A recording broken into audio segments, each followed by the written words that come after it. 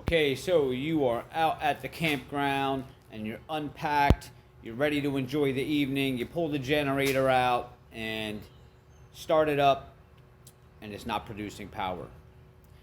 Here's a little tip that's going to get you going. We have this old dusty generator that we pulled out, and it seems to start right up, but there's a meter here and it does not go up. It does not produce any power. The light doesn't come on. Let me just give you an idea of what we're dealing with here. So you want to make sure that your breakers are on. All right, let's put our choke up. Watch, this probably won't start for the video. Let's see. There we go. All right, now we can put it down the run.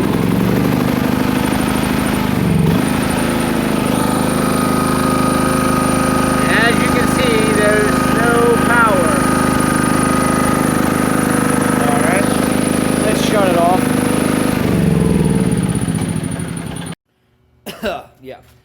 Another tip too is you don't really want to run a generator indoors. You want to be about 15 feet away from enclosures. Puts out a lot of carbon monoxide. That was just a couple of seconds. You can see it's already choking me. But let's get back to the point. So we want to get this to start generating power now. If you happen to have a drill, this might just solve the problem for you.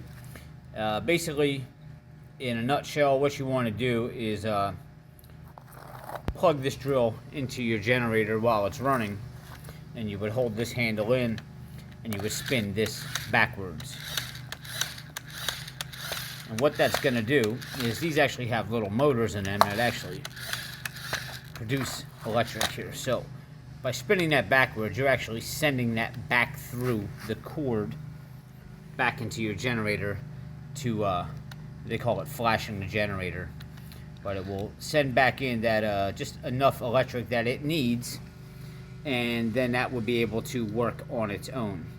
Okay, now when you're turning this backwards, if you don't hear that winding sound inside, that means that you're really only closing the chock at this point. All right, see how that's closing? And once that closes all the way, now almost there, now you'll hear it. Listen, switch hands. Hear that? Okay. So what we want to do is we're going to start this up. Then we're going to plug this in. Okay. Hold our handle in, and spinning that backwards will actually produce that electric back through and hopefully get that thing going again. All right, let's see if she's gonna start up here.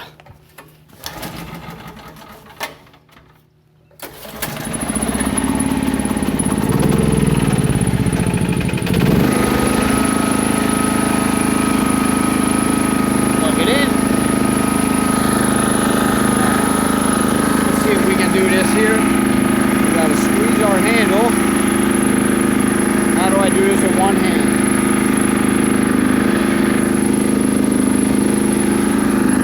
Now we're going to turn this, see if that light comes on.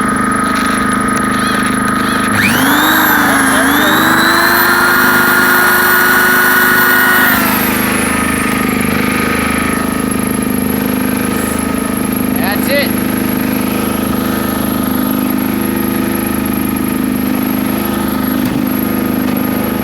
Now, depending on the generator, I don't know everybody's situation, but you may need to do that every time. You may not need to do it every time. Your generator may continue to keep storing that energy from there forward. But to prevent that in the future, typically you want to take your generator out every so often. I mean, even if it's every 2 or 3 months, and just let it run for a good 15 minutes. And keep that residual magnetism stored inside of that generator so you don't have to go through this when the time comes. Also, another thing that can make that happen is if, let's just say you're running lights on your generator and the generator runs out of gas, well, those lights will drain all of the current from your generator. When it ran out of gas, it will suck all that residual magnetism it was supposed to hold. It will suck it out and leave nothing inside. And those are just some common reasons why the generator will lose that power, but typically it's from people just letting them sit and not using them for a long period of time. Hopefully this tip helps, and if it did, hit subscribe below, give me a like. I do these videos daily, and I'll see you guys next time.